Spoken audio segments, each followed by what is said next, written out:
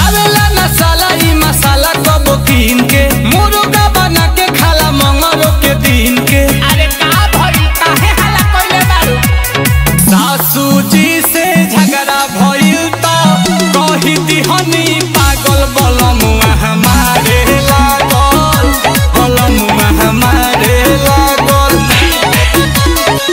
रहे सुतलो सारा में हाला सुन के जागल बलमुआ मारे लागल, बलमुआ हमारे लागल।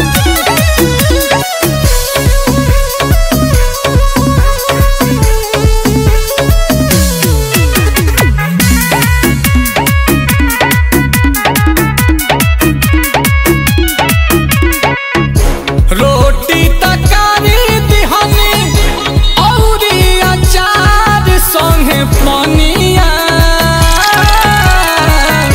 लगी गइल आग दही में मांगे लगली ऊपर से चटनिया। ए दादा घर में न रहे लहसुन धनिया, अरे दादा घर में न रहे लहसुन धनिया। भैली झोटा उठवल सुसोटा पूरा न करनी जे मांगल बलमुआ हमारे लागल, बलमुआ हमारे लागल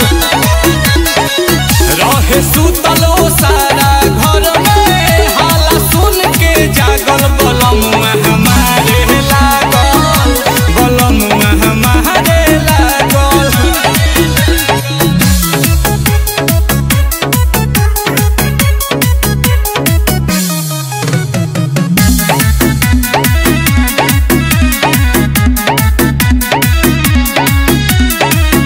कहती कुछ जब ले तब ले अगना में फेंक दिहली थरिया।